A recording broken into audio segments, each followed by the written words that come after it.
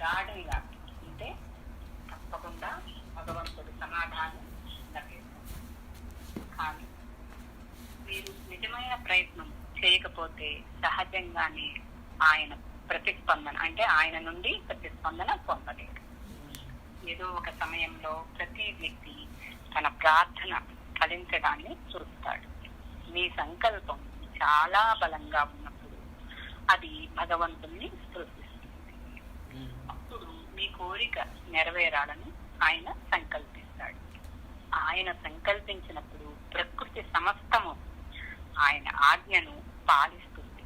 విశ్వాసంతో పట్టుదలతో గాఢంగా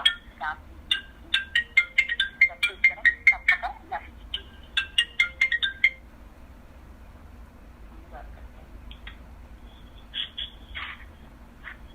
ఒక్కొక్కసారి మీ కోరిక తీర్చగల ఇంకొక వ్యక్తి మనసులో ఒక భావాన్ని ప్రవేశపెట్టడం ద్వారా ఆయన సమాధానం ఇస్తాడు. అప్పుడు ఆ వ్యక్తి దేవుడి పరికరంగా ఉపయోగపడతాడు. ఇంకా క్లియర్ గా చెప్పారు.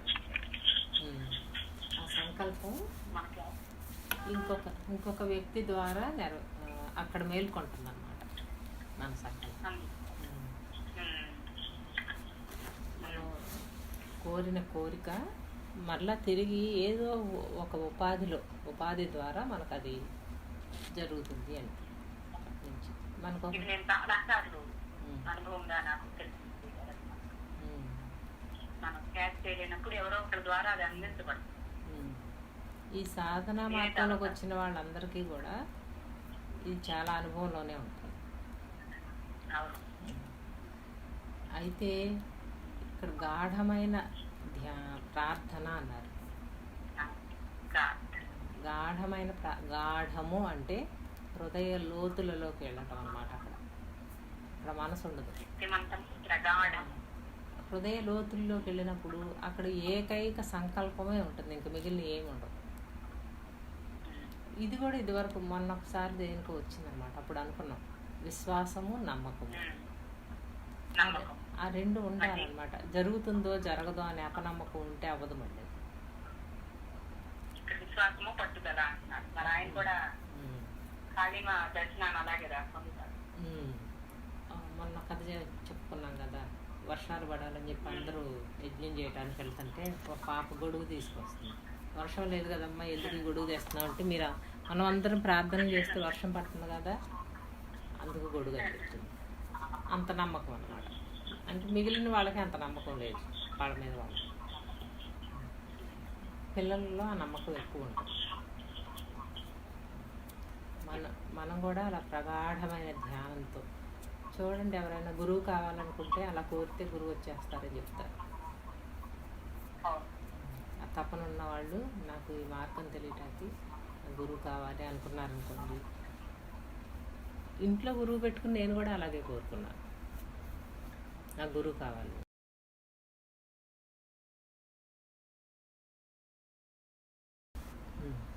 చదవండి.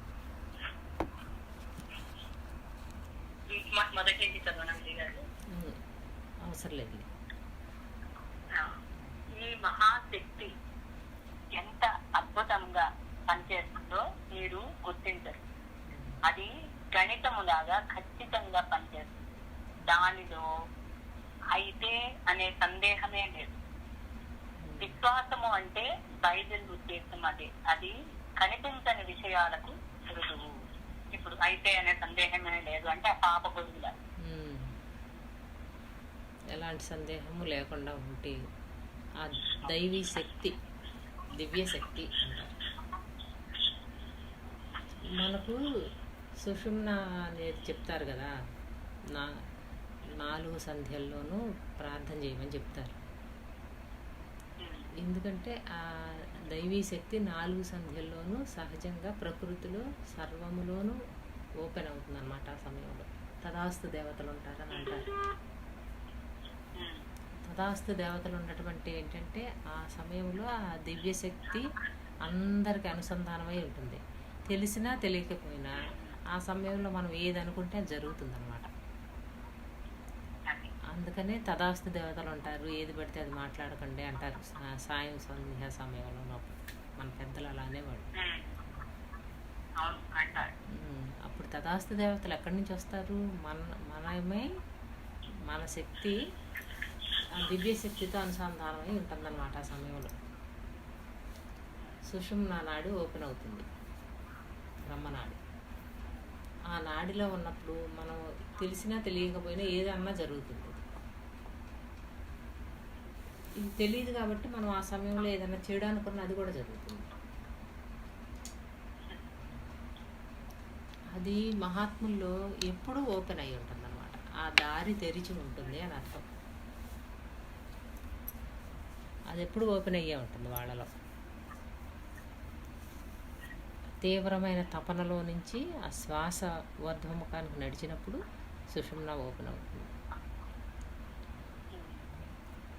అక్కడ ఏకాగ్రతతో ఏదైతే లక్ష్యం సంకల్పం పెట్టుకున్నారో ఆ సంకల్పం నెరవేరుతుంది. ఎలా నెరవేరుతుందో కూడా చెప్పారు. అది ఎవరో ఒకళ్ళ ఉపాధిలో ప్రవేశించి వారి ద్వారా నెరవేరుతుంది అన్నమాట. అది జరిగే తిరుగుతుంది. దాంట్లో ఎటువంటి సంశయము లేదన్నమాట. ఇలాంటి సంకల్పం పెట్టుకునే వీళ్ళందరూ కూడా పెద్ద పెద్ద మహాసభలు ఇవన్నీ కండక్ట్ చేస్తారు కదా. ఆ సంకల్ప శక్తితో చేస్తారన్నమాట. వాళ్ళు ఏది అనుకున్నా జరుగుతుంది.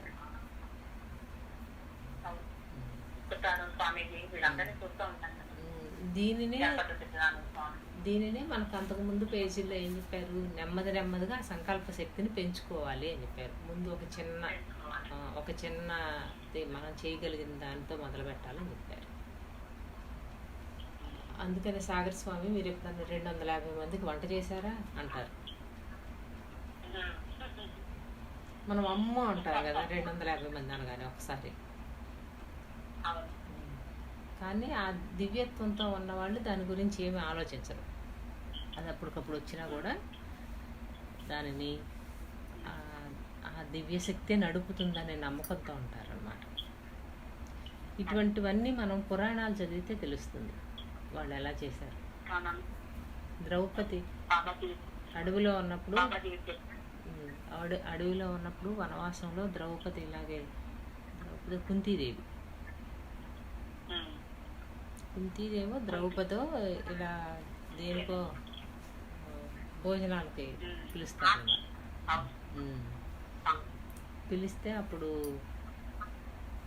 ఉండదు, అన్నం ఉండదు. ఒక్క మెతుకు ఏదో అంటారు, ఒక్క మెతుకున్నా చాలు. దానితో మళ్ళీ తిరిగి అందరికీ కూడా అక్షయ పాత్ర నిండుతుందంటే కృష్ణుడిని అలా వేడుకుంటారు వాళ్ళు. అలా వేడుకుంటే మొత్తం అంతా కూడా ఆ సమయంలో వాళ్ళకి అన్నీ జరిగిపోతాయి. వాళ్ళు అలా భగవంతునితో అనుసంధానం చేసుకోగలిగిన సమర్థత ఉండేదన్నమాట. అంటే ఆయన ఉన్నాడు నాకేం బాధ అన్నట్టు ఉండేవాళ్ళు. అప్పటికప్పుడు ఆపద్బాంధవుల్లాగా వచ్చారు అని చెబుతారు. ఎలా వస్తారు? దేవుడు వెళ్ళే వచ్చాడు అంటారు. ఇవన్నీ నేను గీతాంజలి వివాహం అప్పుడు చూశాను అన్నమాట. అనుకోకుండా వచ్చి అందరూ అలా చేసి వెళ్ళిపోవడం.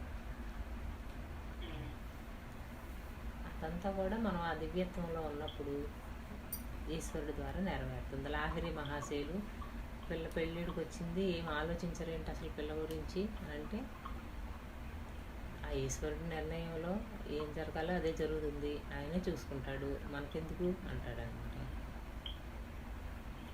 మరి అది సోమరితనం కదా అంటారు మనకు. మామూలుగా అయితే అలా అన్నీ భగవంతుడి మీద పడేసి ఉంటే అది ఏ కర్మ చేయకపోతే అంతా భగవంతుడే చేస్తాడు అనుకుంటే అది తమోగుణం అవుతుంది కదా, సోమరితనం కదా. అంటే వాళ్ళలో సోమరితనం ఉండదు, అంత నమ్మకం ఉంటుందన్నమాట దైవం మీద. అది సోమరితనం కూడా కాదు. ఇలాంటివి కథల రూపంలో చెప్తారు.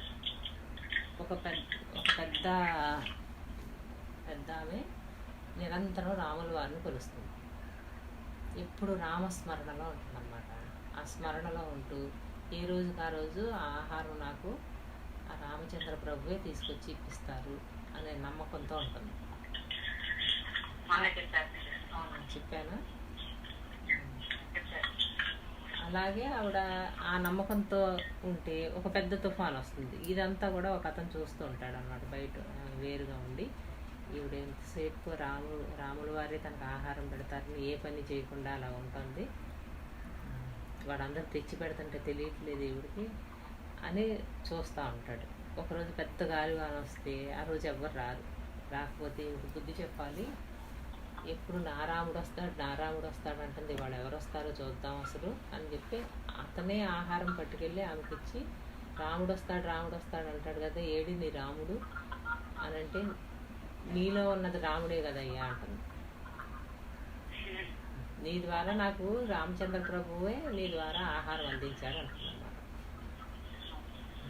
అంత నమ్మకం అనమాట. మరి అతను ఆహారం పట్టుకెళ్ళి ఇచ్చి అతనికేమో నేను ఇచ్చాననే భావన ఉంటుంది అనమాట. రాముడే ఎక్కడ ఇచ్చాడు, నేను కదా ఇచ్చింది అని అతనికి ఉంటుంది. ఆమెకేంటి, ఎవరిచ్చినా అది రామచంద్ర ప్రభు ఇచ్చినట్టు. ఆ స్థితిలో ఆవిడ ఉంటుంది. అది జరిగిపోతుంది కదా మరి. ఆ నమ్మకం, అంత నమ్మకం ఉండాలన్నమాట. అది మనకు ఆ సమయంలో ఎలాంటి సంశయము లేని ఒక నమ్మకం ఏర్పడుతుంది. గురువు గారికి నీళ్ళ మీద నడిచి ఒక అతను పాలు పట్టుకెళ్ళినా మరి ఆ గురువు గారు నడుద్దామంటే నీళ్ళ మీద పడిపోతాడు, వాడు నడవలేడు. శిష్యుడు నడుస్తాడు. నమ్మకం, అంత విశ్వాసంగా అనుకుంటే అది జరుగుతుంది. ఇలా చాలా కథలు ఉంటాయి. మనం కూడా అలా భగవంతుడు మనమేమో జ్ఞాన బోధలో ఉన్నాం కాబట్టి మనం ఏ కోరికలు లేని నిస్సంకల్ప స్థితిలోకి మన అభ్యాసం అది కాబట్టి మనం మరి కోరుకోకూడదు కదా అని ప్రశ్న రావాలి. ఏం కోరుకోకూడదు కదా, మనకి ఏ కోరికలు లేవుగా. ఏ కోరికలు లేనప్పుడు మోక్షం కావాలని కోరుకుంది కదా.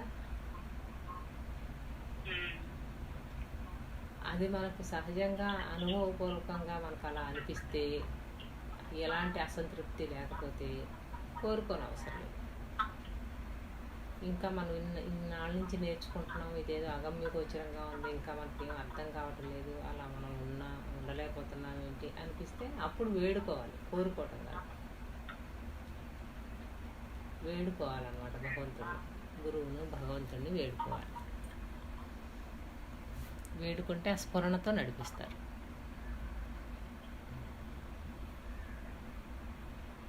చదువు. దైవ సాన్నిధ్య భావన అభ్యసిస్తే నేను చెబుతున్నది సత్యమని మీరు తెలుసుకుంటారు.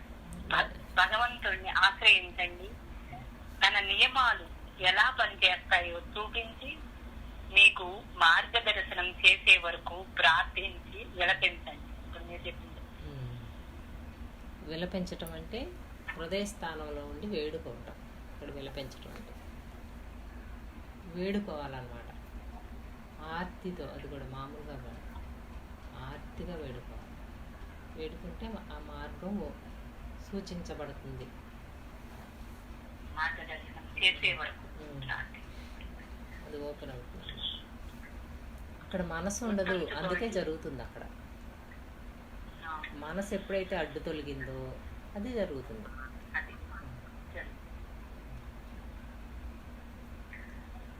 గుర్తుంచుకోండి, ప్రశాంతత అనుభూతి చెందే వరకు కూర్చొని భగవంతుడిని ధ్యానించటం మనసు చేసే లక్షల కొలది తర్కాల కన్నా నిన్నైనది. అప్పుడు దేవుడితో ఇలా చెప్పండి, నేను అంతు లేని విధాలలో ఎడతెరపి లేకుండా ఆలోచించిన నా సమస్యను ఒంటరిగా పరిష్కరించదు. కానీ మొదట నీ మార్గనిర్దేశం కోరుతూ ఆ సమస్యను నీ చేతులలో ఉంచి తరువాత దానిని వివిధ కోణాలలో ఆలోచించినప్పుడు పరిష్కరించగలుగుతాను. ఆ మార్గం తెరవబడుతుంది. సమస్య అనేది ఒక్కొక్కరికి ఒక్కొక్క తీరుగా ఉంటుంది, ఒక్కొక్క రకంగా ఉంటుంది అన్నమాట. ఎవరి సమస్య వల్ల దానిని వారి వారి కోణాలలో ఆలోచిస్తూ ఉంటే ఆ మార్పు సూచించబడుతుంది అని అర్థం. అయితే ఈ కోరేవాళ్ళు సమిష్టికి సంబంధించి కోరతారు. వెష్టి కోరికలు ఏమి ఉండవు, అంత గాఢంగా అడిగే కోరికలు. వెష్టిగా అంత గాఢంగా అడిగే కోరికల్లో అపనమ్మకమే ఉంటుంది. భగవంతుడు చేస్తాడా అని అపనమ్మకం ఉంటుంది. సమిష్టి కోసం చేసేటప్పుడైతే ఉండదు, ఆయనే చూసుకుంటాడని అనిపిస్తుంది. మన వెష్టి కూడా అంత తీవ్రంగా గాఢంగా ప్రార్థించటం మనకు ఎవరికి రాదు. అసలు ఎవరు ప్రార్థించరు కూడా అంత తీవ్రంగా. బాగా కొట్టబడినప్పుడు, దీంట్లో నుంచి విముక్తి కావాలని కోరుకున్నప్పుడు అప్పుడు వస్తుంది ఆర్తి, మామూలుగా ఉన్నప్పుడు రాదు. బుద్ధ భగవానుడు ఎన్ని సంవత్సరాలు తపస్సు చేశాడు జ్ఞానోదయం కొరకు. ఎంత సంకల్పం పెట్టాడు, అయినా అప్పటికప్పుడు అయింది ఆయనకి. ఎప్పుడూ బోధి వృక్షం కింద కానీ అవ్వలేదు. మనం ఆర్తితో వేడుకుంటే మాత్రం అది అవుతుంది అని చెప్తున్నారు. స్వామి యోగానంద గారు అన్నీ ఆయన మీద ఆయన టెస్ట్ చేసుకునేవాడు. పసిపిల్లాడు మారాన్ చేసినట్టు చేసేవాడు అనమాట.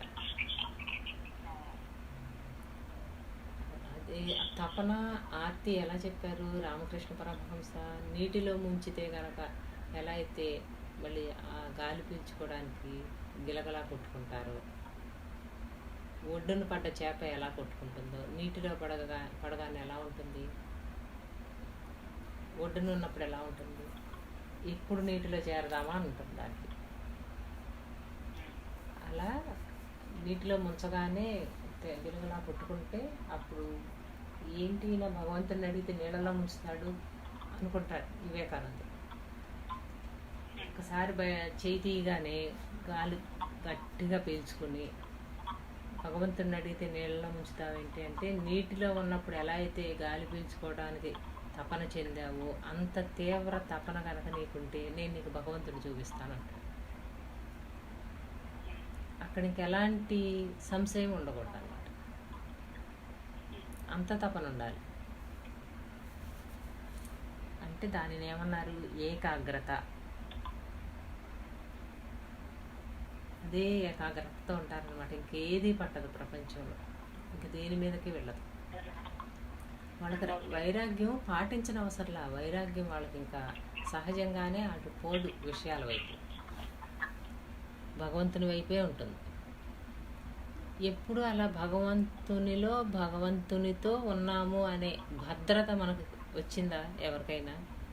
నేను భగవంతునితోనే ఉన్నాను, భగవంతునిలోనే ఉన్నాను అనే భద్రత అంతా భగవంతుడే చూసుకుంటాడు.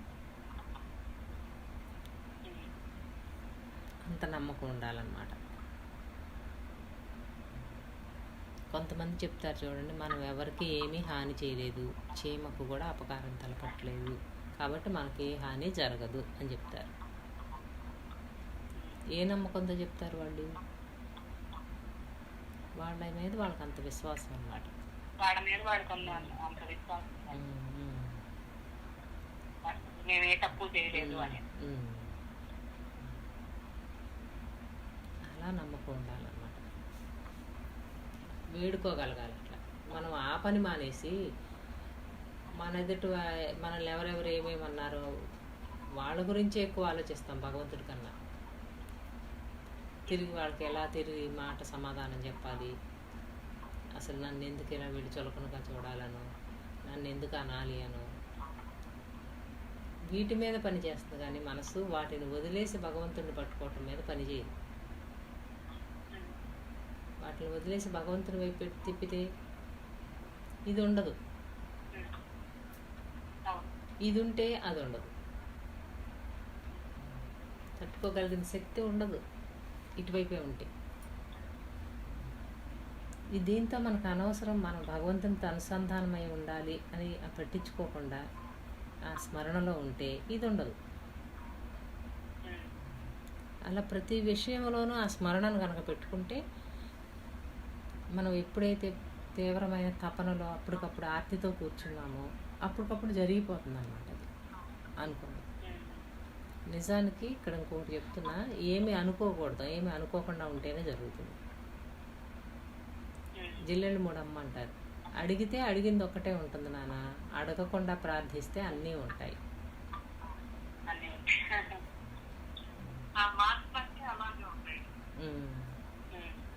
అడిగితే ఏముంది నాన్న, అడిగింది మాత్రమే ఉంటుంది.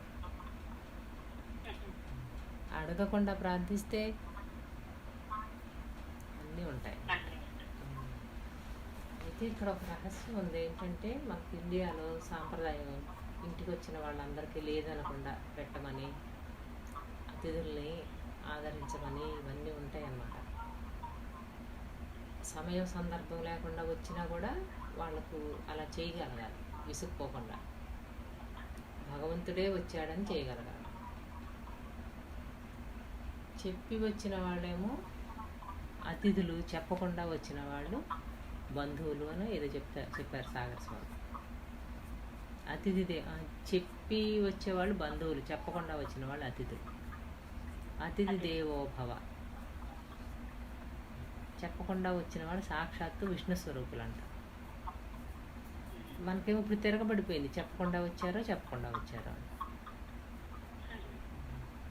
అది కఠోపనిషత్తులో చెప్పారు.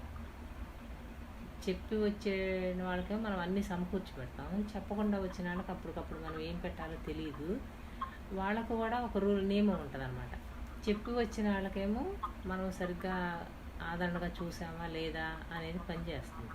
చెప్పకుండా వచ్చిన వాళ్ళైతే ఆ సమయంలో వారి ఇంట్లో ఏది ఉంటే అది ఇస్తే దానిని పరమానందంగా స్వీకరించాలన్నమాట. నాకు అది లేదు, ఇది లేదు, అది పెట్టలేదు అనేది ఉండకూడదు. అప్పుడు వాళ్ళకున్నది ఏదైనా సరే, ఏది ఇస్తే అది పరమానందంగా, పైగా ఆ ఆనందమే వాళ్ళకి మళ్ళా పుణ్యం అన్నమాట. అలా స్వీకరించాలి. గృహస్థుడు అలా ఉండాలి. అతిథిని దేవుడిలాగా చూడమన్నారు. అప్పుడు అన్నీ ఉంటాయి అన్నమాట. ఇచ్చేవాడికి మళ్ళీ తిరిగి ప్రకృతి తిరిగి ఇస్తుంది అన్నమాట. అన్నం పెట్టు నాయన, ఎవరు సిద్ధేశ్వరానంద భారతీ స్వామికి చెప్పింది ఆవిడ. అన్నం పెట్టు నాయన, అన్నీ ఉంటాయి అని చెప్పింది.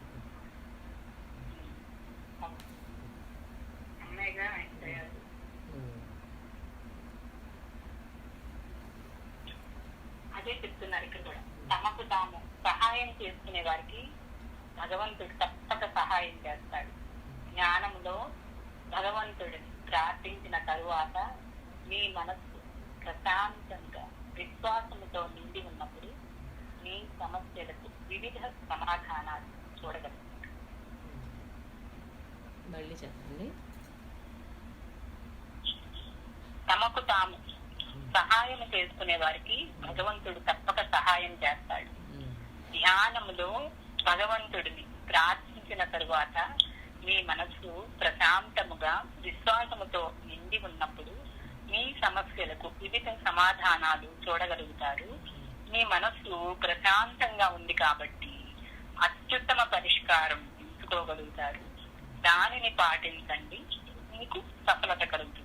ఇదే దైనందిన జీవితంలో మతాన్ని శాస్త్రీయముగా ఉపయోగించే విధానం. ఇది తెలిసి వినియోగించటం అన్నమాట. ఇది చెప్పారు గురువుగారు, ఇలా చెప్పారు కదా, ఇలా మనం ఒక సంకల్పం పెట్టుకుని ఈ సంకల్పం జరుగుతుందా లేదా అని టెస్ట్ చేసుకోవటం. ముందు చిన్న చిన్న సంకల్పాలతో మొదలుపెట్టి దాన్ని పెద్ద పెద్ద సంకల్పాల వరకు కూడా పొడిగించుకుంటూ వెళ్తారనమాట. అలా వారిని వారు వాళ్ళ సంకల్ప శక్తిని పెంచుకుంటూ వెళ్ళడం. ఇది కొంచెం మనకు జ్ఞానానికి యోగానికి కొద్దిగా వ్యతిరేకంగా అనిపిస్తాయి అన్నమాట. మనకేమో ఏది కోరని స్థితిని నేర్పుతారు. ఏమీ కోరకుండా ఉంటే ఆ సంకల్ప స్థితి కలుగుతుంది. అప్పుడు మనం అనకుండానే తలిచినంత మాత్రానే జరిగిపోవటాన్ని చూసిన వాడు అక్కడ సంకల్పాన్ని వదలాలని చెప్తారు. సంకల్పం కూడా ఉండకూడదు జ్ఞాన మార్గంలో.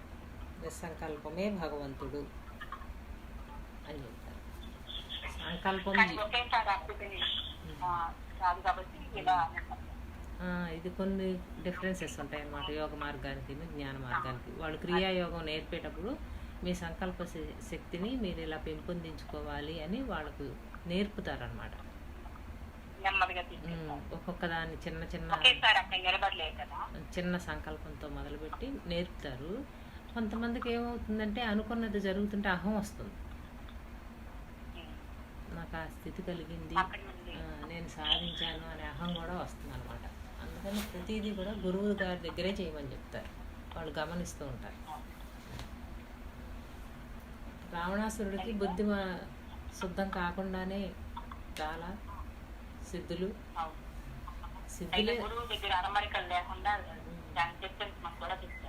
ఈ సిద్ధులే సంకల్ప సిద్ధులు.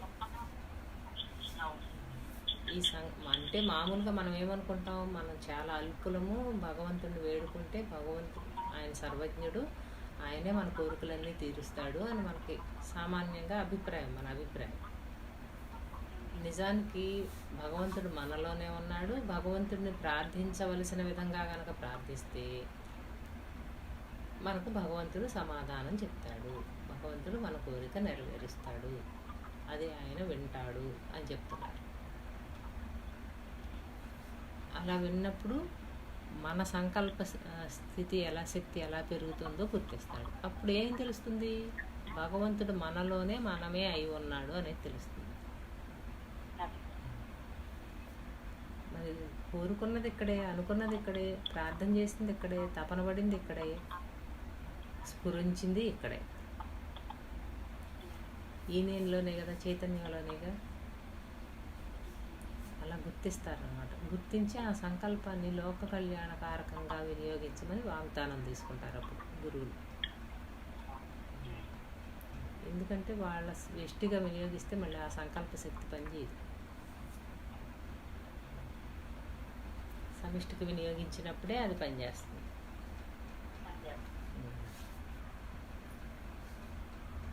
మనం అనుకుంటే జరిగే దైవీ శక్తి మనలోనే ఉంది. ఎప్పుడు ఉంది అంటే మనలో ఉన్న రాజసిక తామసిక గుణాలను తాత్కాలికంగా కాసేపు పక్కన పెట్టి ప్రగాఢ ధ్యానం చేసినా కూడా జరుగుతుందంట. చూడండి, మన శరీర సంబంధమైన నేను ఆ సమయంలో పని చేయనప్పుడు కేవలం ఆర్తిగా మనము భగవంతుడు తప్ప రెండవది లేని స్థితిలో ఏది అనుకుంటున్నామో అది భగవంతునికి చేరుతుంది, అది నెరవేరుతుంది.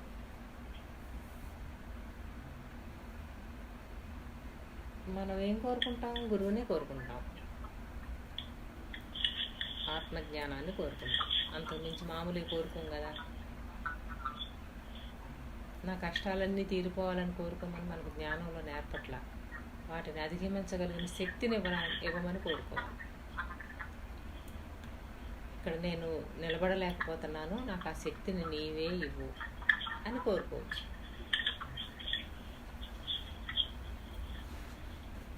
ప్రారంధ కర్మను అంగీకరించి అనుభవించి పూర్తి చేసేసుకోమని చెప్తారు మనకు. అప్పుడు కొత్తగా కోరేదేమి ఉండదు. కానీ ఆ కర్మ వల్ల ఏర్పడిన ఆ బాధను మనం తట్టుకోలేకపోయినప్పుడు భగవంతుడిని వేడుకోవచ్చు. రాముల వారు వేడుకున్నారు జైల్లో ఉండి, ఏం చేశాను నేను రామచంద్ర ప్రభు, చింతాకు పథకం నీకే చేయించా కదా, నీకే గుడి కట్టించా కదా, సీతమ్మ తల్లిని అడుగుతాడు, నువ్వైనా చెప్పొచ్చు కదా అని ఆ వేడుకున్నప్పుడు ఆయన చైతన్యమే రాముల వారు లక్ష్మణుల వారి రూపాన్ని ధరించి అక్కడ ఆయన అప్పంతా తీర్చిందనమాట రాజు దగ్గర వెళ్ళి. ఇప్పటికీ కూడా మాడలు ఉన్నాయని చెప్తారు, రామ మాడలు. ఏంటో మధ్యాహ్నం నా క్లాస్ లో రామదాస్ గారే వచ్చారు, మళ్ళీ ఇప్పుడు రామదాస్ గారే వచ్చారు.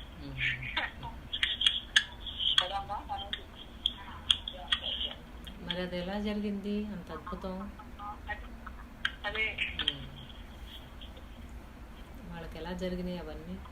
ఎందుకు పెద్ద స్వామి గారు నాకు కందార్థాలు అర్థం కావటం లేదు, దీని అర్థం బోధపడట్లేదని తపన పడ్డారంట, గురువును వేడుకున్నారంట, ఇది నాకు తెలియటం లేదు అని. ఉన్నట్టుండి ఒకరోజు తెల్లవారుజామున చదువుకుంటుంటే అది చదవటం చదువుతూ ఉండగా దాని అర్థం వచ్చేస్తుందంట, అర్థమైపోతుంది. ఓకే. అది మరి ఎలా సాధ్యమైంది? అది అద్దె గురుకృప.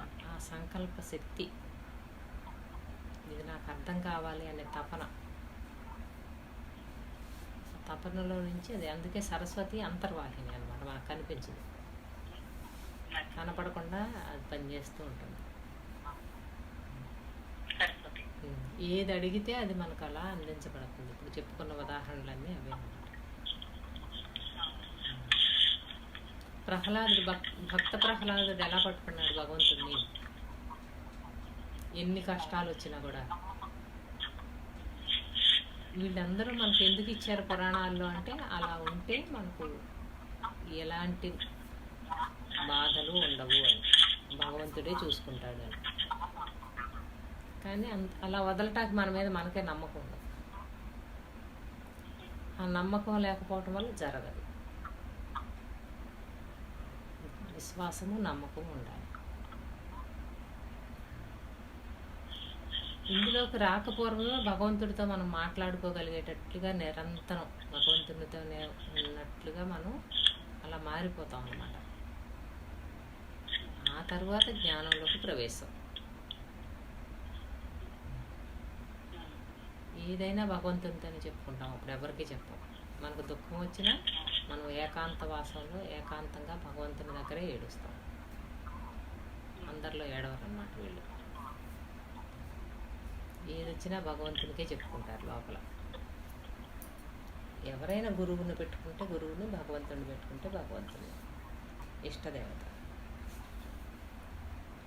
అలా ఆ నమ్మిన భగవంతునితో ఐక్యమైపోగలిగిన స్థితిలో ఉండాలి. అప్పుడు జ్ఞానం. దివ్యత్వం తర్వాత జ్ఞానం. చదువు. జ్ఞానంలో సమన్వయం చేస్తారు. చూసి ఏర్పరచుకునే నమ్మకము మత విజ్ఞాన శాస్త్రం. కనిపించే ప్రతి వస్తువు కనిపించని భగవత్ శక్తి నుండే వస్తుంది. మీరు భగవంతుడిని చూడటం లేదు కాబట్టి ఆయన ఇక్కడ ఉన్నాడని నమ్మరు. అయినప్పటికీ ప్రతి వృక్షము, ప్రతి గడ్డి తోట తమలోని భగవత్ శక్తి నియంత్రణలోనే ఉన్నాయి. ఆ శక్తి బయటకు కనిపించింది. అంతటిలోనూ ఆ భగవత్ శక్తి ఉందన్నమాట. అది స్పందిస్తుంది. అక్కడ చెప్పేది ఏంటంటే, మనం అలా తపనతో ఆర్తితో భగవంతుడిని వేడుకుంటే సృష్టిలోని అణువును స్పందిస్తుంది. అణువులోనూ ఆ స్పందన చేరుతుంది.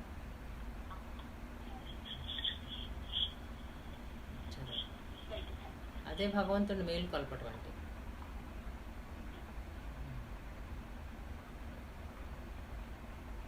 నాటిన విత్తనాలలోని దైవశక్తి ఫలితాలను మాత్రమే చెట్టులా గడ్డి పోచలా మీరు చూస్తున్నారు.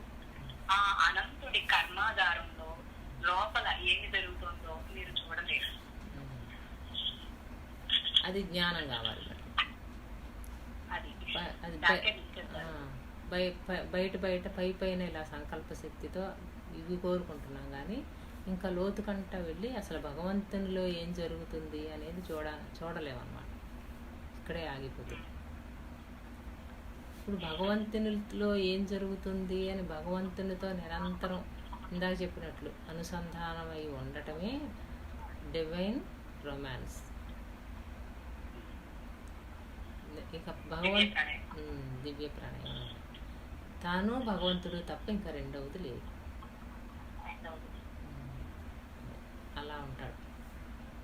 అంతా భగవంతుడే. భగవంతుడే అని కంటికి కనపడతాడా, కానీ భగవంతుడే అంటాడు. నామరూపాన్ని పెట్టుకుంటారు ముందు ప్రయత్నపూర్వకంగా. ఇంకా నామరూపం కూడా నిలబడదు.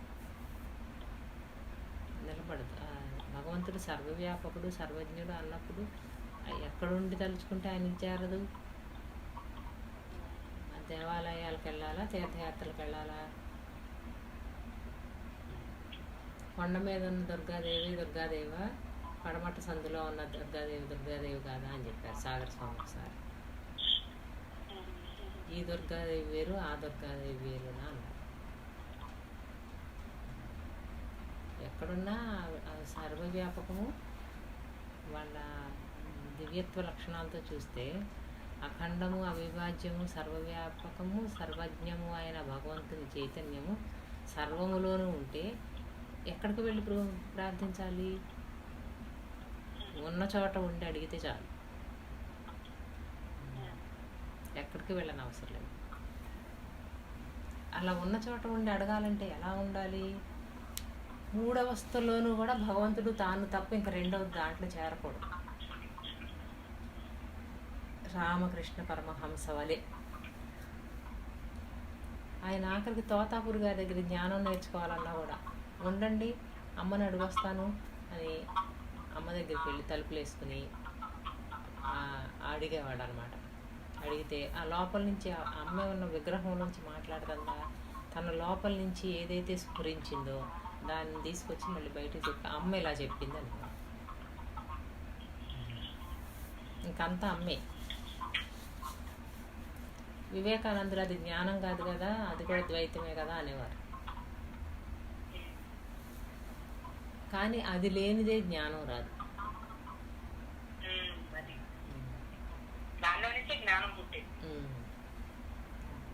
అందుకని ఈశ్వరేచ్ఛగా స్వామి గారి పుస్తకంలో ఉంటుంది. అంత దైవేచ్ఛ నుండు, ఏం జరగాల జరుగుతుంది ఈశ్వరేచ్ఛగా నుండు అని చెప్తారు.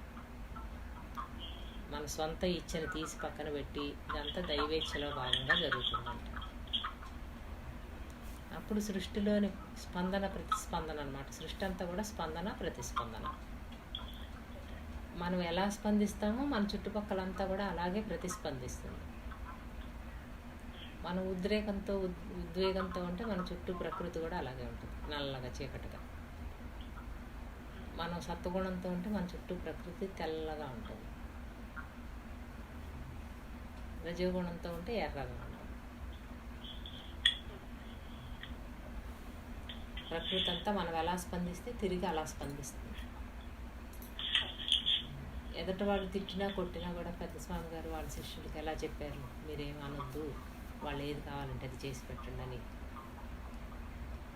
అంటే వాళ్ళకి వ్యతిరేకంగా స్పందిస్తే ఘర్షణ వస్తుంది, వాళ్ళకి అనుకూలంగా స్పందిస్తే ముందు ప్రశాంతంగా ఉంటుంది. సృష్టితో అలా తాదాప్యత, ఏకత్వం చెందటం అన్నమాట ఇదంతా.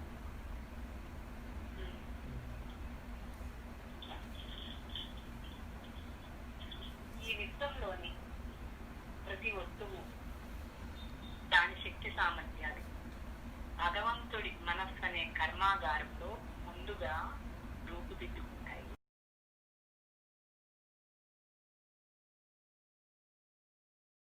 దాని శక్తి సామర్థ్యాలు భగవంతుడి మనస్సు అనే కర్మాగారంలో ముందుగా రూపుదిద్దుకుంటాయి. భగవంతుడు ఆ కల్పనా శక్తిని మానవుని ఎన్నో కర్మాగారానికి అద్దెకు ఇస్తాడు. మానవుడి మనస్సు అనే ఆ చిన్న కర్మాగారం నుండే అతడు సాధించినవన్నీ గొప్ప గ్రంథాలు, సంకీర్ణమైన యంత్రాలు, ఏ రంగంలోనైనా విశిష్టమైన విజయాలు వస్తాయి. అన్నింటినీ మించి మనస్సు అనే కర్మాగారంలోనే భగవంతుడిని కనుగొనే అద్వితీయ సామర్థ్యం ఉంది. భగవంతుడు తన యొక్క సూక్ష్మతలాల్లో తయారు చేసుకున్న తన సృష్టిని వ్యక్తం చేసుకోనేది భగవంతుని మానవోపాధి ద్వారానే వ్యక్తం చేసుకుంటాడు. ఇది వరకు చెప్పుకున్నాం, మనం ఎక్కడ చెప్పుకున్నాం తెలియదు. కానీ ఏదైనా ఒక ఏరోప్లేన్ తయారు చేయాలి అంటే సూక్ష్మంగా అక్కడ నమూనా తయారైపోతుంది అన్నమాట. సూక్ష్మంగా తయారై బ్రహ్మాండంలో అన్నీ సూక్ష్మంగా భగవంతుడు తయారు చేసేసి ఉన్నాడు. దాన్ని వ్యక్తం చేయాలంటే దానికి అనువైన మానవోపాధి కావాలి వాళ్ళకి. ఏదైనా సరే సూక్ష్మంలో ఉన్నది కారణంలోకి దిగాలి, కారణంలో ఉన్నది కార్యంలోకి దిగాలి అంటే ఆ ప్రజ్ఞ వికసించాలి, ఆ చైతన్యం వికసించాలన్నమాట. ఎవరి ఉపాధిలో అయితే ఆ బుద్ధి సూక్ష్మత, ఆ చైతన్య వికాసము జరిగిందో ఆ ఉపాధిని పనిముట్టుగా వినియోగపడుతుంది. వారి ద్వారా సంకల్పం బయటికి విడుదలవుతుంది, అది క్రియారూపంలోకి వస్తుంది. ఈలోపు అది ఎక్కడ తయారయ్యింది? సూక్ష్మతలాల్లో తయారైపోయి వెయిటింగ్ లిస్ట్లో ఉందన్నమాట. భగవంతుని కర్మాగారంలో అన్నీ తయారయ్యి ఎదురు చూట అనువైన శరీరం ఉపాధి కోసం ఎదురు చూస్తాం. మన కర్మలు కూడా అంతే.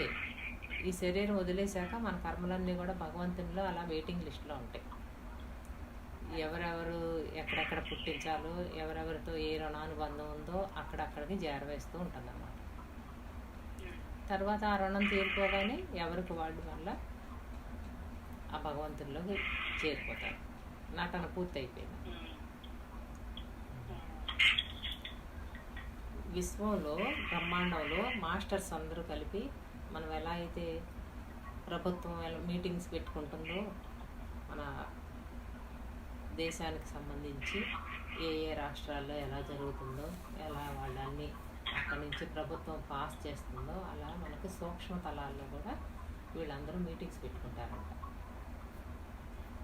ఇది గుడ్లో వెళ్ళారు లక్ష్మి గారు చెప్పారు మొన్న వెళ్ళినప్పుడు. నాకు పెద్ద స్వామి గారును విశ్వాత్మ గారు అక్కడ కలుసుకున్నప్పుడు దైవీ ప్రణాళిక దాంట్లో ఆరాలో ఉన్న వాళ్ళందరినీ ఉత్తరిస్తారు వాళ్ళు.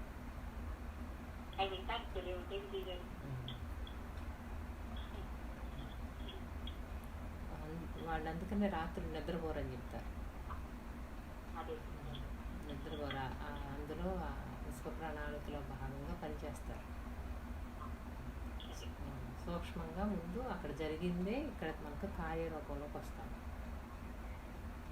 కారణంగా ఉన్నది.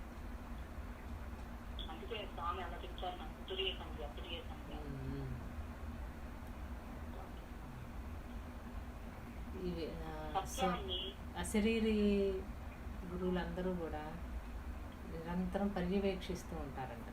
ఎవరెవరు సరిపోతారు దీనికి, వాళ్ళు వాళ్ళ సంకల్పంలో మనల్ని తీసుకున్నారంటే ఇక మనం చేయాల్సిందే ఉండదు, వాళ్ళే చేసుకుంటూ ఉంటారు.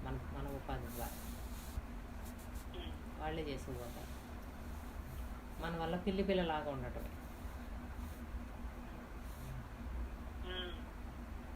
మార్జాల కృష్ణ మన సంకల్పంతో చేసిన దానికన్నా వారి సంకల్పం, దివ్య సంకల్పం ఇంకా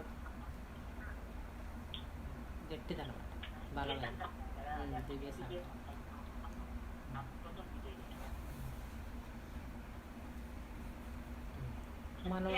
మనం అది నేను చేశాను అనుకున్నామంటే మాత్రం అది పనిచేయదు. మళ్ళీ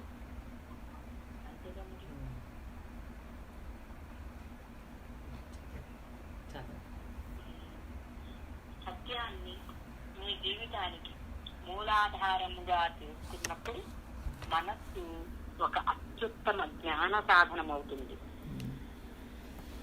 ఇక్కడ ఏ సత్యం తీసుకోవాలి? ఇప్పుడు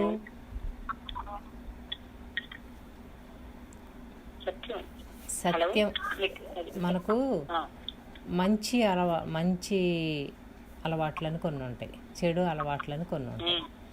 వీటిలో సత్యం అంటే ఏది? సహనము, ఓర్పు, త్యాగము, అబద్ధాలు ఆడకుండా ఉండటం, ఎట్టి పరిస్థితుల్లోనూ అబద్ధం ఆడను అని, ఇలాంటి కొన్ని నియమాలు మనం అందులో ఏ ఒక్కటి దైవీ లక్షణాల్లో ఏ ఒక్కటి పెట్టుకున్నా అది సత్యం అవుతుంది అన్నమాట. అది జరిగి తీరుతుంది. ఏదైనా ఒక దీక్ష పెట్టుకున్న వాళ్ళు అదే దీక్ష మీద నిరంతరాయంగా నిలబడితే, అబద్ధాలు ఆడకుండా ఉండాలి అనే దీక్ష పెట్టుకున్న వాళ్ళకి సత్యవాక్కు అనే సిద్ధి కలుగుతుంది. వాళ్ళు ఏదంటే అది జరుగుతుంది. వాక్ శుద్ధి అంటారు. ఏ ఇంద్రియాన్ని మనం వినియోగించకుండా ఉంటే ఆ ఇంద్రియంలో అనంత శక్తి నిక్షిప్తమై ఉంటుంది అన్నమాట. గాంధారీదేవికి కళ్ళల్లో నిక్షిప్తమై ఉన్నట్లు మనలోనే ఆ శక్తి ఉంది, కానీ అది బహిర్ముఖమైపోయి బలహీనపడిపోయింది. మరలా ఆ దివ్యశక్తిని పెంపొందించుకోవటం కొరకు చెప్తున్నారన్నమాట. మనలోనే ఉంది, దాన్ని ఉద్దీపనం చేసుకోవాలి అని, మేల్కొల్పుకోవాలి అని. మనం ఎప్పుడైతే మన అంతరాత్మ పరిధిలో ఉంటామో, మన అంతరాత్మ చెప్పినట్లు నడుచుకుంటామో, అంతరాత్మ ఎప్పుడు ఏం చెప్తుంది? స్వార్థంగా ఉంటే మనసు అంతరాత్మ చెప్పేది వినదు, ఇది మన వల్ల కాదంటాం. కానీ అంతరాత్మ చెప్పినట్టు మనం కనుక విని అలా ఆచరిస్తూ ఉంటే అప్పుడు దాన్ని శుద్ధ అంతఃకరణ అంటారు. శుద్ధ అంతఃకరణ ద్వారా సాక్షాత్తు ఆ దైవ సంకల్పమే పనిచేస్తుంది అనమాట. అంటే దైవమే పనిచేస్తున్నాడు అని అర్థం. అది దైవంతో అనుసంధానం అయిపోతుంది. ఎందుకు అనుసంధానం అవుతుంది అంటే ఇప్పుడు ఏం చెప్పారు, సూక్ష్మంలో అదంతా కూడా ప్రిపేర్డ్గా అయిపోయింది, కారణంలో తయారైపోయింది. కార్యరూపంలో దిగటానికి మానవ మేధస్సుని వినియోగించుకుంటారు వాళ్ళు. ఈ మనస్సును వినియోగించుకుంటారు. ఈ మనసు ఎప్పుడైతే శుద్ధమైందో ఈ మనసు భగవంతుని అంతరాత్మ అవుతుంది. అప్పుడు శుద్ధ మనసు మనకు అంతరాత్మ. మనకు అంతరాత్మ అయి మనం పైనుండి ఏవైతే స్ఫురణలు తీసుకుంటున్నామో ఆ స్ఫురణలు సాక్షాత్తు ఆ దైవం నుండి ఇందులోకి దిగుతాయి అన్నమాట. దైవం యొక్క సంకల్పము, ఇలా శుద్ధాంతఃకరణలో ఉన్న వాళ్ళు చేసిన సంకల్పము రెండు ఒకటవుతాయి. అప్పుడు అది దైవ సంకల్పమే అవుతుంది, దైవీ స్ఫురణ అన్నమాట. దైవానికి ఈ ఉపాధి పనిముట్టయినప్పుడు, గురువుకి పనిముట్టయినప్పుడు ఆ స్ఫురణలన్నీ కూడా దైవం నుండే వచ్చినాయి అని అర్థం. అవి అందుకనే రామకృష్ణ పరమహంస అన్నీ అడిగి చెబుతానుండు అనేవాడు. ఆయన అంతఃకరణ అంత పరిశుద్ధమైంది కాబట్టి ఆయన ఏది అడిగితే అది దానికి వచ్చిన సమాధానం సాక్షాత్తు కాళికామాత ఇచ్చింది అనేవాడు అన్నమాట. ఎందుకంటే ఆ సమాధానం వ్యష్టికి సంబంధించి ఉండదు, సమిష్టికి సంబంధించి ఉంటుంది. స్వార్థం ఉండదు, నిస్వార్థంగా ఉంటుంది. కోరిక ఉండదు, నిష్కామంగా ఉంటుంది. అది నెరవేరుతుంది. సాగర స్వామి దాంట్లో కూడా ఉందన్నమాట. ఇది హృదయం అనే టెక్స్ట్లో ఉంటుంది. ఇది ఒకసారి సువర్చల గారు దాన్ని అనువదించి పెట్టారు, హృదయము. అదే మనం హృదయ స్థానంలో ఉన్నప్పుడు ఆ దైవీ సంకల్పం ఈ హృదయాన్ని ఆధారం చేసుకుని వ్యక్తం అవుతుంది అన్నమాట. అప్పుడు వాళ్ళను భగవంతుడు అంటారు.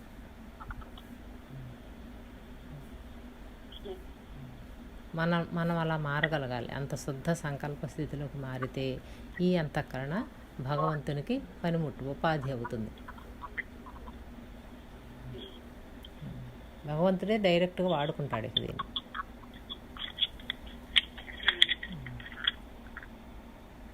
ఈశ్వరుడి చేతిలో పనిముట్టుగా జీవించావా, గురువు చేతిలో పనిముట్టుగా జీవించావా అంటారు. అంటే అంత శుద్ధంగా ఉన్నామా అని. అంత శుద్ధంగా ఉండటం అంటే ఏది చేసినప్పటికీ కూడా నేను చేస్తున్నాను అనకుండా భగవంతునికే చేస్తున్నాను అనే దైవేచ్ఛగా జీవించాలన్నమాట. అంతా భగవంతుడే అనే ఇచ్ఛతో తిరిగి ఆశించకుండా చేయాలి. భగవంతునికే చేస్తున్నాను. మనమేమో ఆశించి చేస్తాం కాబట్టి మళ్ళీ తిరిగి నిరాశ, నిస్పృహ ఇవన్నీ వస్తాయి. మనం అనుకున్నది జరగలేదు, గుర్తింపుని ఆశించి చేసాము, మన గుర్తింపు పోతుంది అనుకోండి, అప్పుడు నేను అంత చేశాను ఇంత చేశాను అది పోయింది అనిపిస్తుంది. అందుకే కుడి చేతితో ఇచ్చే దానం ఎడం చేతికి కూడా తెలియకూడదు అంటారు. అంత నేను లేకుండా నిష్కామంగా చేయాలి ఏది చేసినా. మాట్లాడితే భగవంతునితోనే మాట్లాడుతున్నాను, చేసిన ప్రతి పని భగవంతుని కొరకే చేస్తున్నాను, తలచిన ప్రతి తలంపు భగవంతునితోనే, ప్రార్థన భగవంతునితోనే. అసలు ఈ సమయం ఆ సమయం లేకుండా నిత్యము భగవంతునితోనే అనుసంధానం అయిపోయి ఉన్నారు కదా.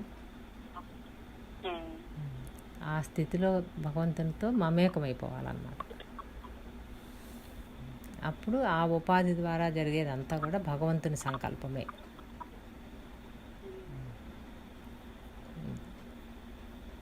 గురువుని భగవంతుని అలా పెట్టుకోవాలి హృదయస్థానంలో. ఆఖరికి ఒక రాయిని కూడా పెట్టుకోవచ్చు అని చెప్తారు సాగర స్వామి. వీళ్ళు వాళ్ళని కాదు, ఒక రాతికి మీరు దివ్య లక్షణాలన్నీ, ఆ దివ్యత్వ లక్షణాలన్నీ ఆపాదించి ఆ రాతిని మీ హృదయంలో ప్రతిష్ఠ చేసుకుంటే అక్కడ ఆ దివ్యత్వ లక్షణాలే వ్యక్తమవుతాయి. విశ్వాసం అన్నమాట.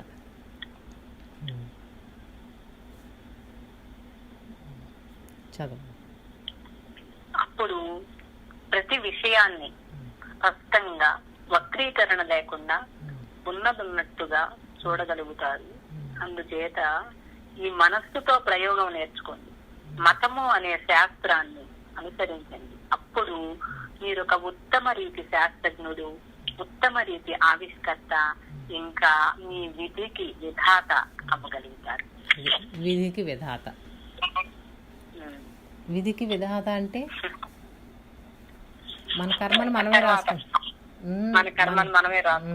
మన విధిని మనమే రాసుకుంటున్నాము. మన విధికి మనమే సృష్టికర్త అని అర్థమవుతుంది.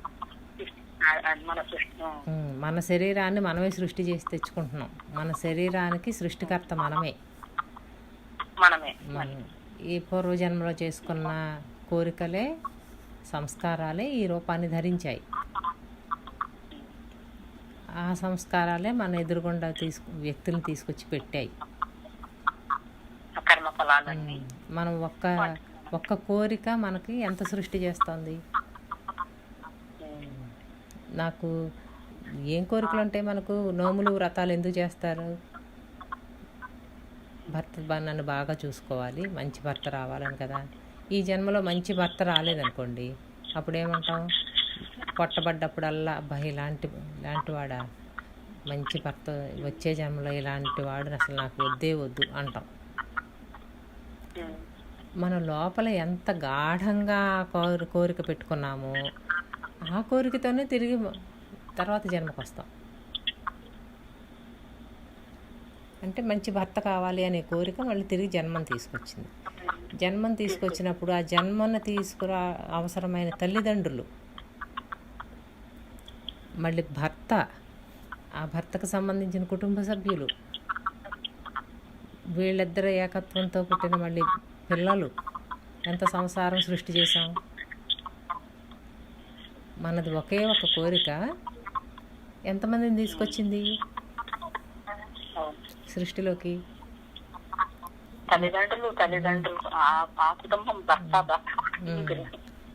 మరి ఇదంతా మన సంసారమే, మనం తెచ్చుకున్నదేగా. మనమే తెచ్చుకుని నాకు ఈ సంసారం నచ్చట్లేదు అంటాం అన్నమాట. ఇప్పుడు నాకు నచ్చట్లేదు అని భగవంతుడు ఎందుకు ఇలాంటి వాళ్ళని పెట్టాడు అంటాం. అలా మనం తీవ్రంగా కొట్టబడే వ్యక్తి ఎవరైతే ఉన్నారో వాళ్ళు మనల్ని ఉద్ధరించడానికి వచ్చారన్నమాట, విడుదల చేయడానికి వచ్చారు. వాళ్ళని ఆధారం చేసుకుని భగవంతుడిని పట్టుకోవాలి, వాళ్ళని ఆధారం చేసుకుని జన్మరాహిత్యాన్ని పట్టుకోవాలి. అసలు ఇలాంటి భర్త కాదు, అసలు జన్మే వద్దనాలి అన్నమాట. శత్రువు లాంటి పిల్లలు ఉంటారు. ఎంత శత్రువులు అంటే వాళ్ళ అలా బంధిస్తారు వాళ్ళు. ఇలాంటి కొడుకు వద్దే వద్దు, నాకు మంచి కొడుకు కావాలి.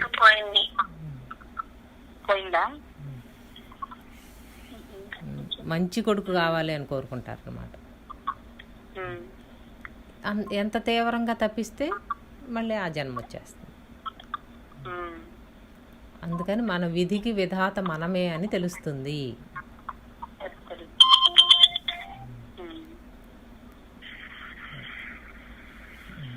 ఇలా సంకల్ప స్థితిని పెంచుకుంటూ వెళుతూ ఉంటే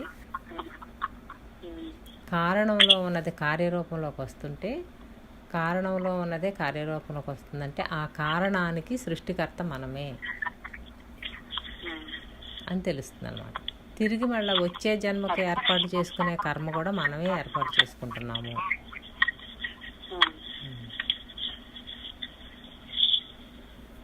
కాబట్టి మన సంకల్పమే జరుగుతోంది.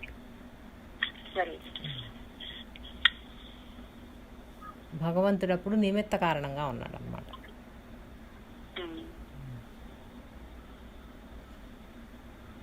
ఇది అర్థమవుతుంది, విధికి విధాత మనమే అని.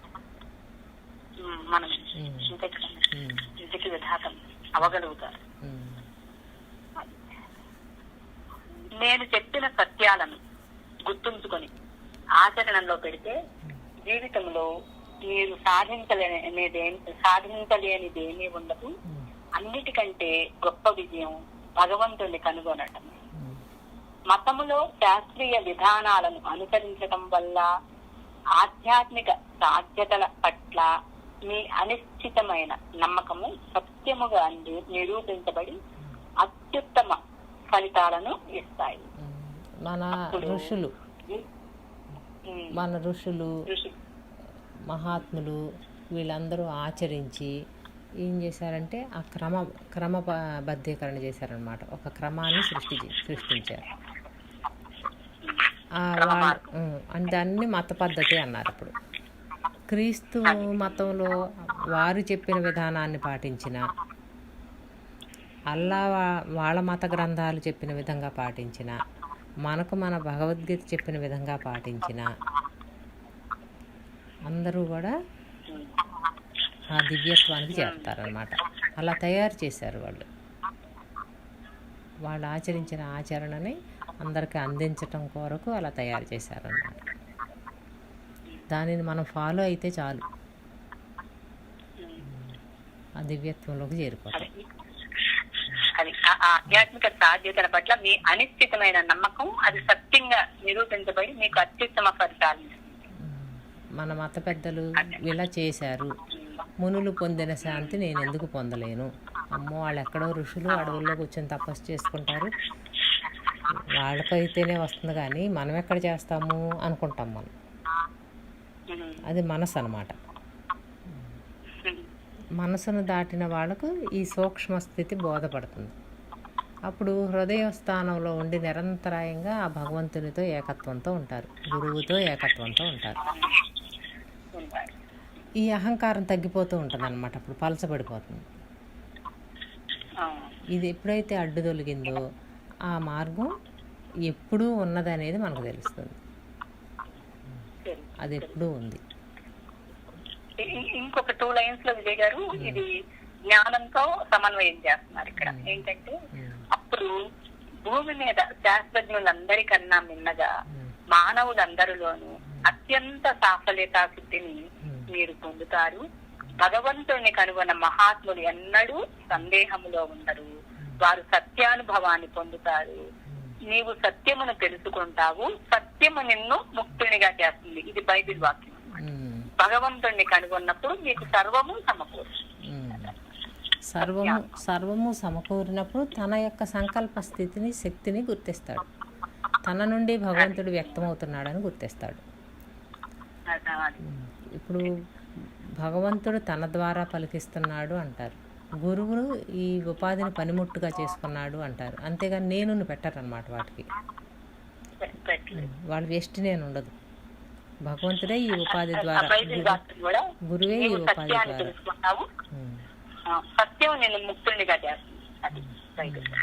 సత్యాన్ని ఎలా తెలుసుకున్నాం? విధికి విధాత మనమే అని తెలుసుకున్నాం. మన కర్మకు మనమే కర్తలము, మన సృష్టి మనమే చేసుకొస్తున్నాం. జనన మరణ చక్రానికి మన ఇది మనమే రాసుకుంటాం. అప్పుడు ఈ కర్మ అనే చక్రాన్ని ఆపాలంటే ఏం చేయాలి? సత్యాన్ని దర్శించాలి. ఇప్పుడు జ్ఞానంలోకి వెళ్తాడనమాట. ఏది మారేది, ఏది మారనిది. మారేదేది, నిత్యమైనదేది, అనిత్యమైనదేది, ఆత్మేది, అనాత్మేది, సత్యమేది, అసత్యమేది. అందుకని దానికి ముందే ఏం చెప్పేస్తారు? అప్పుడు బ్రహ్మము సత్యము, జగత్ మిథ్య అని మొదలు పెడతారు. ఈ జగత్తంతా మిథ్యే, బ్రహ్మమే సత్యము.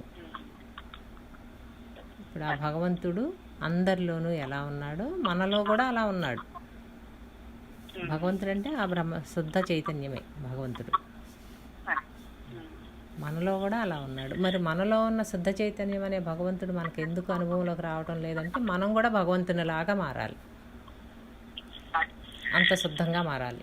షిరిడి బాబా 700 సంవత్సరాలు నేను సమాధి నుండే మీకు సమాధానం ఇస్తాను అని అంటే సాగర్ స్వామి ఏం చెప్పారు? మీరు కూడా సమాధి స్థితిలోకి వెళ్ళి అడిగితే సమాధానం ఇస్తాడని చెప్పారు. అంటే ఆ బుద్ధిని ఆ సమస్థితిలో పెట్టుకోగలిగి ఆయనతో సమత్వం చెందించగలిగి అక్కడ అడిగినప్పుడు సమాధానం వస్తుంది అనమాట. నాలుక చివరతో ఉండి అమ్మ జిల్లెడు మూడు అంటుందన్నమాట. తోలు నోరు కదా నాయన తాలు మాట మాట్లాడుతుంది అని చెప్తుంది. అంటే నాలుక చివరతో ఉండి అడిగిన దానికి సమాధానం ఇవ్వడు. పెద్ద స్వామి గారి మెహర్ బాబా ప్రార్థనలో ఉంది. అటువంటి ప్రార్థనలు నేను స్వీకరించను. మెహర్ బాబా ప్రార్థనలో ఉంది. ఎలా అయితే నేను ఆ ప్రార్థనని స్వీకరిస్తాను అనేది ఉంది. ఎక్కువ శాస్త్రజ్ఞానం అక్కర్లా, ఎక్కువ పాండిత్యం అక్కర్లా, ఓకే తెలివి అక్కర్లా. కానీ ఆ అమాయకత్వంలో నుండి ఆ భగవంతుని వేడుకుంటే అలాంటి ప్రార్థనను స్వీకరిస్తాను అని ఆ విశ్వాసంతో. మనకు తెలివి ఎక్కువైంది అనుకోండి, మన స్వశక్తి మీదే మనకు నమ్మకం. నేనే బాగా చేయగలను అనే తెలివి బాగా పనిచేస్తుంది అనమాట. అహం, ఈ అహం భగవంతునికి మనకి అడ్డం. ఇప్పుడు ఈ అహాన్ని పోగొట్టుకోవటానికి సాధనలు చెప్తున్నారు. అది ఎప్పుడైతే అడ్డు తొలగిందో, అహంకారం అనే తెర అడ్డు తొలగిందో, అక్కడ దైవం ప్రకాశిస్తాడు, దివ్యత్వం ప్రకాశిస్తుంది. దీనికి మనం అంత నిత్యము అంటే 3 అవస్థల్లోనూ నిరంతరాయంగా భగవత్ స్మరణతో కనుక ఉంటున్నామా, స్మరణలో చేరాలి. అలా కాదు నాది జ్ఞాన మార్గం, మళ్ళీ నేను వెనక్కి వెళ్ళను, కొంత దూరం ముందుకు వచ్చేసింది, మళ్ళీ వెనక్కి కిందకి దిగి మళ్ళీ అందులోకి వెళ్ళాలంటే నాకు వీలు కాదు అని అంటే అప్పుడు ఏం చెప్పారు? స్వస్వరూపానుసంధానమే భక్తి. నీ ఆత్మని నువ్వు ప్రార్థించు, నిన్ను నీవు తెలుసుకో. ఇది మెహర్ బాబాదా విజయ్ గారు? అమ్మ వాక్యాలు ఇవా వివేక్ చూడమనిలో ఉన్నాయి. అప్పుడు భక్తి అంటే పరాభక్తి అంటారు దీన్ని. బాహ్య భక్తి ఆంతరిక భక్తిగా మారి, ఆంతరిక భక్తి పరాభక్తిగా మారుతుంది, నిర్గుణ భక్తి.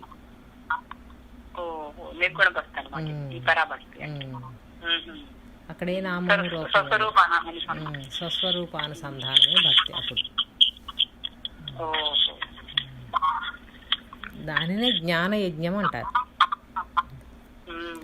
అన్నిటికంటే ఇష్టమైనది, భగవంతునికి అత్యంత ప్రీతికరమైనది జ్ఞాన యజ్ఞం.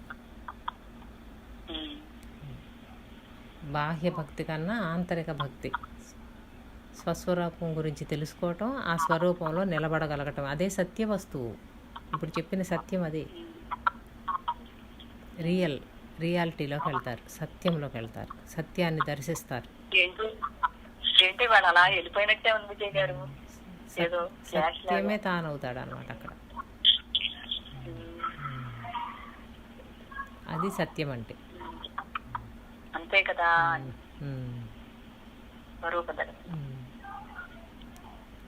అంతటా ఉన్న భగవంతుడిని దర్శిస్తాడు అప్పుడు. నా చతుర్వేద ముక్తులు చెప్తారు కదా, అందులో చేరతాడు.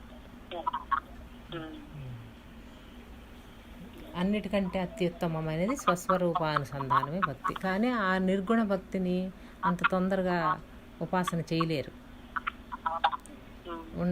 నిరాకార తత్వంలో నిలబడలేరు. అందుకని సాకారం, సగుణం అనే భగవంతుని ఇందాక ఒక రూపంతోనో నామంతోనో పెట్టుకుని నిరంతరం ఆ నామరూపాలు సగుణ భగవంతునితో మమేకం అవటం అన్నమాట. లోపల ప్రతిష్ఠ చేసుకుని అన్నీ అక్కడే నైవేద్యం. ఇక మనం వండుకున్న ఆహార పదార్థాలు నైవేద్యం కాదు. మనకు దుఃఖం వచ్చినా అక్కడే సమర్పించాలి, సుఖం వచ్చినా అక్కడే సమర్పించాలి, మనకు వేదన కలిగినా అక్కడే సమర్పించాలి. అంతా అక్కడే నివేదించుకోగలగాలి.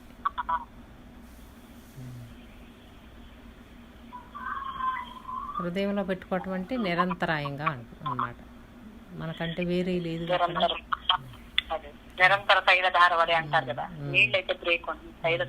నేను శుద్ధ చైతన్య ఆత్మస్వరూపుడునన్నా పెట్టుకోమంటున్నారు. లేకపోతే నాలో ఉన్న భగవంతుడికి నేను అర్పిస్తున్నానన్నా అనుకోమంటున్నారు. ఈ రెండిట్లో ఏదైనా పెట్టుకోవచ్చు.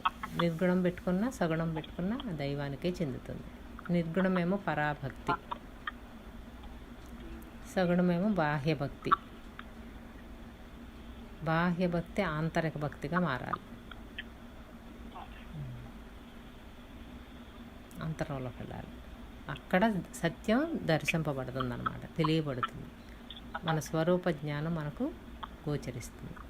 ఈశ్వరో గురురాత్మేతి మూర్తి భేద విభాగినే. ఆ సమయం ఆసన్నమైనప్పుడు ఈశ్వరుడే వచ్చి గురువుగా సత్య వస్తువుని దర్శింపజేస్తారన్నమాట. షిరిడి బాబా సత్య వస్తువు పూర్ణ కుంభంలాగా నా వద్ద పొంగి పొరులుతోంది. అందరూ కోరికలతోనే వస్తున్నారు. నేను ఇస్తానన్నది అడగటానికి ఒక్కళ్ళు కూడా రావటం లేదు. ఇంకా ఈ అవతారాన్ని పరిసమాప్తి చేసేసుకుంటాను అన్నాడంట ఆయన. సంకల్పం. వాళ్ళు ఏదనుకుంటే అది జరుగుతుంది. ఇంకా వెను తిరుగుతారనమాట. అది అడిగే వాళ్ళు ఎక్కువ మంది ఉండరు అనమాట.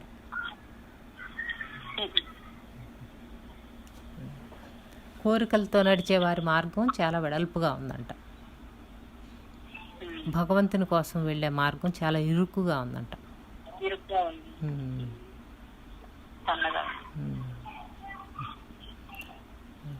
అందులో ఎంతమంది అయినా పడుతున్నారు, అటు వెళ్ళిపోతున్నారు,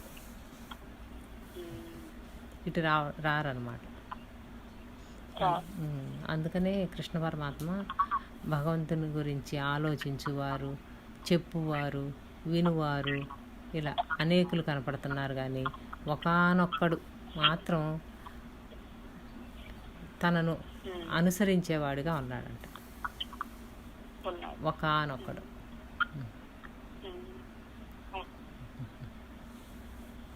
ఆ ఒకానొక్కడిలో మనం ఎందుకు కాకూడదు? అయితే ఈ చెప్పే విధానం అంతా కూడా మనం ఎలా గుర్తించాలంటే, మనం ఏ స్థితిలో ఉన్నామో గుర్తించుకోవాలి. మళ్ళీ ఇది అయిపోయింది కదా, మళ్ళీ కిందకి దిగాలా అనిపించింది అనుకోండి, అది పూర్తి అయిపోయిందని అర్థం మనకు.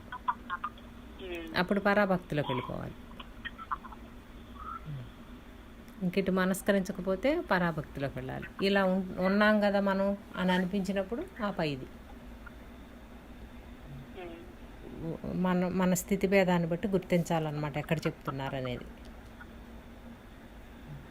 ఎలా నడిపించుకుంటూ వచ్చారు? సంకల్ప స్థితిలోకి ప్రవేశపెట్టి ఆ సంకల్పం ద్వారా ఈ విధికి విధాత మనమే అని తెలిసి తర్వాత సత్యాన్ని దర్శింపజేస్తున్నారు. సత్యాన్ని దర్శింపజేస్తున్నారు. సంకల్ప సిద్ధి ఎప్పుడు కలిగింది? నిస్వార్థ కర్మ నిష్కామ కర్మ చేసినప్పుడు. వాక్ శుద్ధి, అబద్ధాలు ఆడకుండా ఉండటం, వాక్కుతో ఎవరిని నిందించకుండా ఉండటం, ఇతరుల గురించి మాట్లాడకుండా ఉండటం, వాగ్మౌనం ఇలాంటివన్నీ ఆచరించినప్పుడు ఆ సంకల్ప స్థితి కలుగుతుంది. దాంట్లో నుంచి సత్యంలోకి ప్రవేశం. ఇప్పుడు సత్య దర్శనం అవుతుంది అన్నమాట. సత్య దర్శనం అంతా కూడా పరాభక్తి. కోరికతో చేసిందంతా కూడా సగుణ భక్తి. పరాభక్తిలో ఇక కోరిక ఉండదు, ఏ కోరిక ఉండదు అన్నమాట. నిర్గుణం, గుణాతీతం.